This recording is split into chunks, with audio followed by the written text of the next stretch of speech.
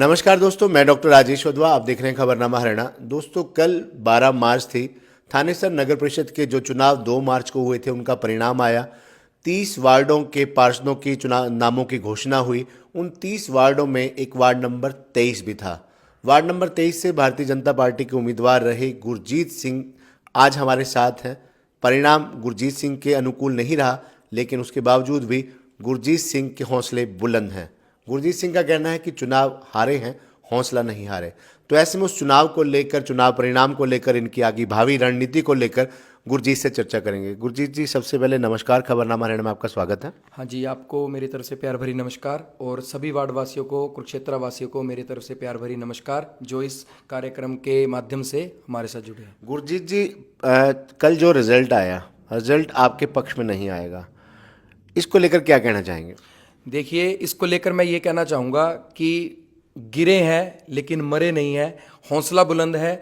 जिन वोटरों ने, जिन मतदाताओं ने मुझे अपना कीमती वोट, अपना मतदान किया है, उनके साथ मैं पूरे वार्ड के साथ, बल्कि मैं ये कहना चाहूँगा कि जिन्होंने मुझे मत नहीं भी दिया है, अपना वोट नहीं भी दिया है, वह मैं उनके साथ हर समय दिन रात उनके बीच में हाजिर हूँ।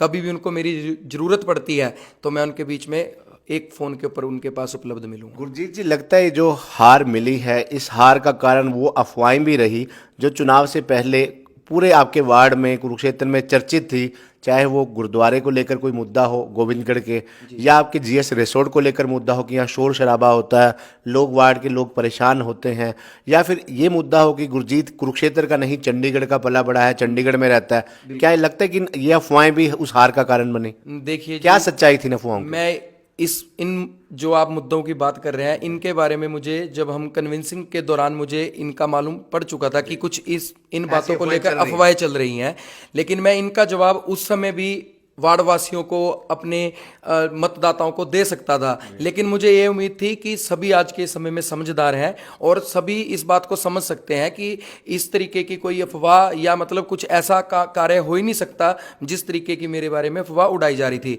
लेकिन आज हम यहाँ पर बैठे हैं और एक एक प्रश्न का मैं आपको बिल्कुल सटीक उत्तर दूंगा।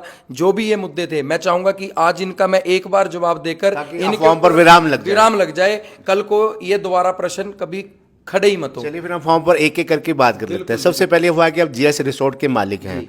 जीएस रिसोर्ट में बड़े कार्यक्रम होते हैं, खूब शोर शराबा होता है, डीजे बजता है, आवाज खूब गूंजती है, जिसके कारण वार्ड के लोग परेशान होते हैं। कई बार आपके पास शिकायत लेकर आए और आरोप ये भी था कि गुरजीत ने उनके साथ झगड़ा किया, उनकी समस्याओं का समाधान नहीं किया।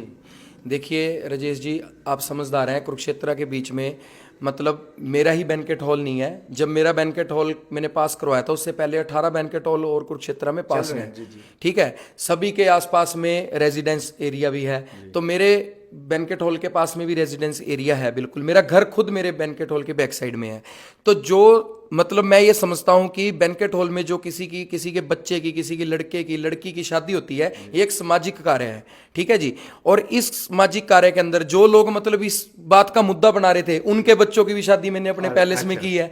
अब अगर मैं उनके कार्यक्रमों को मैंने नहीं रोका है, अगर उनके बच्चों की शादी के अंदर कोई हम दखल अंदाजी नहीं दे रहे हैं, तो हम किसी और के बच्चे के, किसी के खुशी के अंदर हम कैसे विघ्न पैदा कर सकते हैं? सामाजिक कार्यक्रम है। सामाजिक कार्यक्रम है जी। अगर आप जहां पर रह रहे हो समाज के अंदर, किसी सेक्टर में रह रहे हो, कोई कॉलोनी में रह रहा है, अगर आपके पड़ोस में कोई मकान भी बना रहा है, तो आपको मालूम है कि वो आपकी सड़क है जो वो 10 दिन के लिए, 15 दिन के लिए परेशानी हो सकती है। क्या आप वो कार्यक्रम रुकवा सकते हैं? कोई नहीं रुकवा। सब ये समझते हैं कि ये सामाजिक कार्य है और इसी उसको मैं समझता हूं कि उस कार्य के अंदर हम विघ्न पैदा कर ही नहीं सकते। लेकिन जो ये डिस्प्यूट था कि मतलब मेरे तक ये जो मेरे गोविंदगढ़ के निवास के रहने वाले लोग हैं, मेरे खुद का परिवार है, मैंने उनको विश्वास दिलाया था कि इसको मैं यहाँ पर सराउंड करके वाटर प्रूफ इसको बंद कर दूंगा, तो ये समाज की जो आवाज की समस्या है, ये परेशानी बंद हो जाएगी। अब दूसरी बात है कि गुरजीत चंडीगढ़ में रहता है, चंडीगढ़ में पला बड़ा है, कुरुक्षेत्र में तो उसका कोई रहना नहीं है, उसको लेकर क्या कहना चाहेंगे? देखिए जी, मैं ये कहना चाहूंगा, मेरे बड़े बुजुर्ग सरदार स्वरूप सिंह जी सहगल, उनका बर्थ भी इसी धरती का है।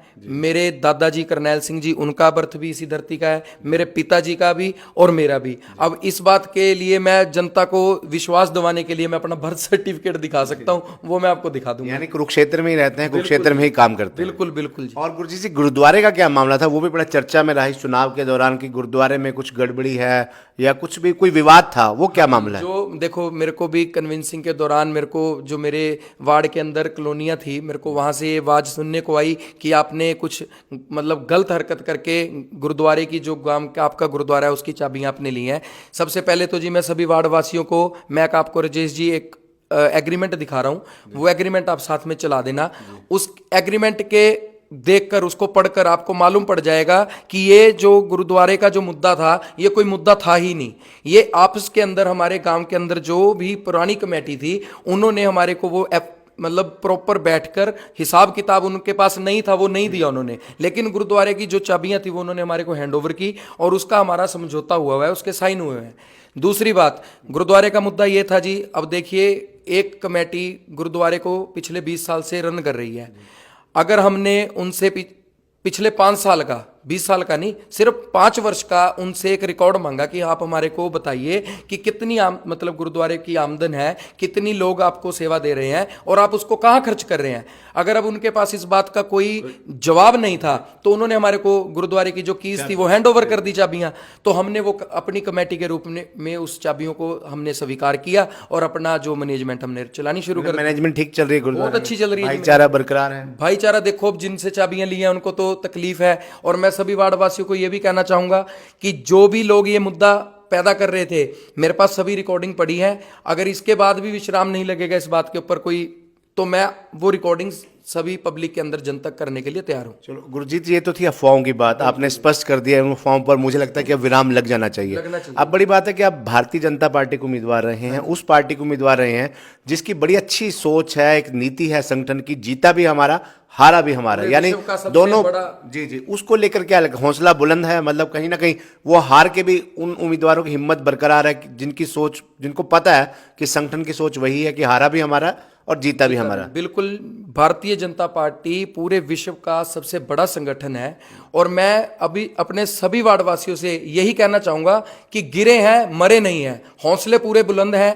आपका कोई भी कार्य, अगर आपको लग रहा है कि जिनको भी आपने अपना मत देकर, अपनी मत के साथ अपने हिसाब से अपने विजयी बनाया है, अगर उनके बस में कोई कार्य नहीं है, तो मैं उनके लिए हर समय उपलब्ध हूं। किसी भी प्रकार का कार्य, देखिए हमारे पूर्व मंत्री श्री सुभाष सुधा जी, हमारे बड़े भाई साहिल सुधा जी, और हमारे चेयरमैन जो बन चुके हैं श्रीमती माफी डांडा जी, हमारा इन सब के साथ बहुत ही एक प्यार भरा जो रिश्ता है, और मैं नहीं समझता हूं कि ये मेरे दोबारा कहे गए किसी काम को भी जवाब देंगे। तो मेरे वार्डवासियों से मैं यही कहना चाहूंगा, जिन्होंने मुझे मत दी है, अपनी वोट दी है, तो उनको बिल्कुल भी घबराने की जरूरत नहीं है। मैं उनके बीच में हर समय उपलब्ध हूं। आप मेरे पास आइए, अपनी समस्या कोई भी है, आप एक फोन कीजिए, मैं आपके घर बैठे बैठे आपकी समस्या का समाधान करने में पूरी कोशिश करूंगा। यानी वार्ड की सेवा के लिए हमेशा तैयार हो, बीच में रहेंगे। बिल्कुल जी, बिल्कुल। धन्यवाद गुरजीत जी। तो ये थे गुरजीत सिंह, वार्ड नंबर 23 से भाजपा की टिकट पर चुनाव लड़ चुके हैं। बड़ी अच्छी बात कही है कि भाजपा संगठन की सोच और नीति से प्रभावित हैं और इस बात को भली भांति समझते हैं कि जीता भी हमारा, हारा भी हमारा। यानी भारतीय जनता पार्टी के उम्मीदवार को, चाहे वो कोई भी उम्मीदवार है, किसी भी वार्ड का उम्मीदवार है, हार के बावजूद भी वो खुद को जीता हुआ समझे, क्योंकि सरकार उनकी है, संगठन उनका है, और वार्ड में विकास कार्य सरकार के अंतर्गत ही होने हैं। ऐसे में गुरजीत के हौसले बुलंद है, बड़ी अच्छी बात कही है। गिरे हैं मरे नहीं हैं, हारे हैं, हौसला बुलंद है, और हौसला वार्ड 23 की सेवा करने का है, और वार्ड 23 की सेवा के लिए वार्ड की जनता के बीच में ही रहेंगे। धन्यवाद।